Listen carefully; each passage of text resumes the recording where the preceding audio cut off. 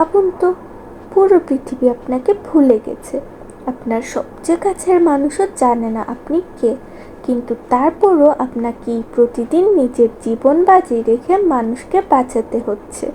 এই একাকী লড়াইয়ের মধ্যেই শুরু হয় স্পাইডারম্যানের সবচেয়ে ডার্ক অধ্যায়। আর আজ আমি এই পুরো সিনেমাটা এমনভাবে বুঝিয়ে দেব যেন আপনারাই নিউ ইয়র্কের রাস্তায় দাঁড়িয়ে সব কিছু দেখছেন। তাই ভিডিওটা একদম শেষ পর্যন্ত দেখুন। নো ওয়ে হোমের ঘটনার 4 বছর পর এখন পিটার পার্কার সম্পূর্ণ একা। তার কোনো পরিবার নেই, কোনো বন্ধু নেই। এমজে আর নেট তাকে চিনেও চিনতে পারে না। দিনে সে ছোট্ট একটা রুমে থাকে, রাতে নিউ ইয়র্ক শহরকে রক্ষা করে স্পাইডারম্যান হিসেবে। কিন্তু এবার তার জীবনে শুধু একাকিত্বই নয়, আরও ভয়ঙ্কর কিছু ঘটতে শুরু করে। হঠাৎ করেই তার শরীরে স্পাইডার পাওয়ার্স অস্বাভাবিকভাবে পরিবর্তন হতে থাকে। এদিকে শহরে এক রহস্যময় শক্তির আবির্ভাব হয়।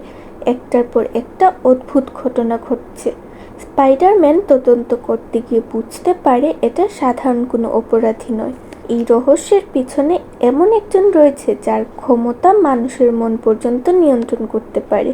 পিটার বুঝে যায় এবার শুধু শক্তি দিয়েই যেতে সম্ভব না, নিজের শরীরই যেন তার সবচেয়ে বড় শত্রু হয়ে ওঠে। তার স্পাইডার ডিএনএ পরিবর্তন হতে থাকে। প্রতিবার লড়াইয়ের পর সে আগের চেয়েও আরও দুর্বল হয়ে পড়ে।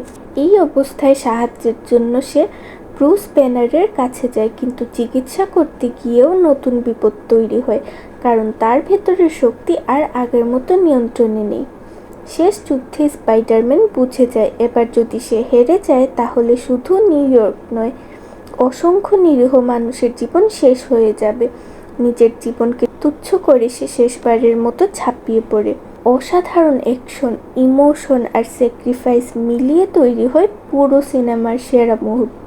এটাই প্রমাণ করে স্পাইডারম্যান হওয়া শুধু সুপার পাওয়ার নয়, বরং সব হারিয়েও মানুষের জন্য লড়ে যাওয়ার নামই স্পাইডারম্যান।